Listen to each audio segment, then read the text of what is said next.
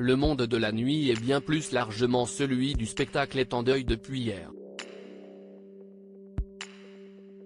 Dimanche 1er mai, Daphné Rodcage, petite fille de Régine, a annoncé la mort de l'iconique chanteuse et comédienne à l'âge de 92 ans. Régine nous a quittés paisiblement ce 1er mai à 11 h à Paris, a fait savoir Daphné Rodcage dans un document transmis à l'AFP.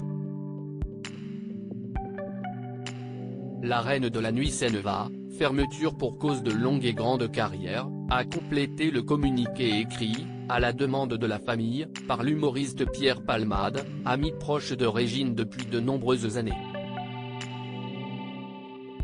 Partie avec sa boule à facettes et sa gouaille chaude et rassurante, Régine avait fait danser pendant plus de 30 ans dans ses boîtes de nuit les stars du monde entier, poursuivait ce texte.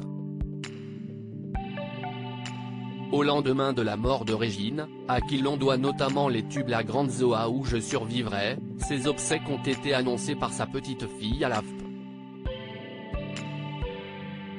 Elles se dérouleront le 9 mai à Paris. La cérémonie est prévue à 10 h au crématorium du cimetière du Père-Lachaise, salle de la Coupole.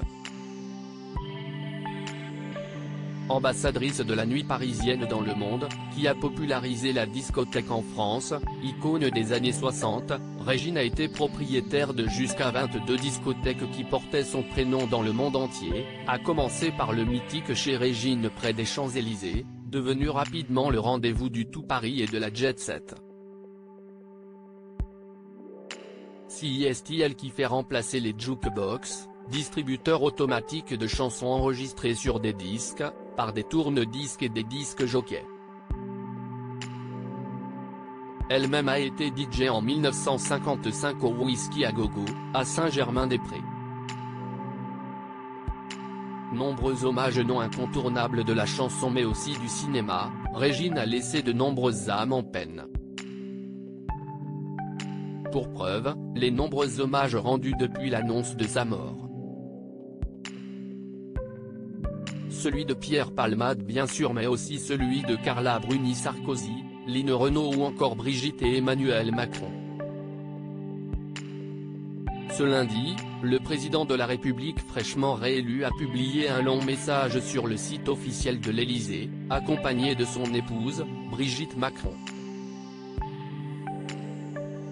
La reine de la nuit, la grande Zoa, la fréhelle de Montparnasse, elle avait 1000 surnoms, mais on ne l'en appelait que par son prénom.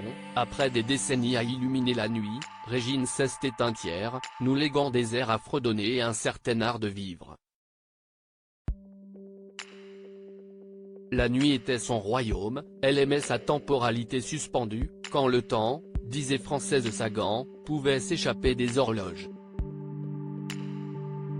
Dans ses palais nocturnes, on croise Maurice Chevalier, Maria Callas, Charles Aznavour, Yves Saint-Laurent, Rudolf Nureyev et Sacha Distel, tous ceux qui, après la longue nuit de l'occupation, n'ont plus sommeil. Ces soirées prennent parfois de faux airs de salon littéraire, Françoise Sagan, Jean Cocteau, Truman Capote, Henri Millet y refont le monde en rivalisant de traits d'esprit, a notamment salué le couple présidentiel.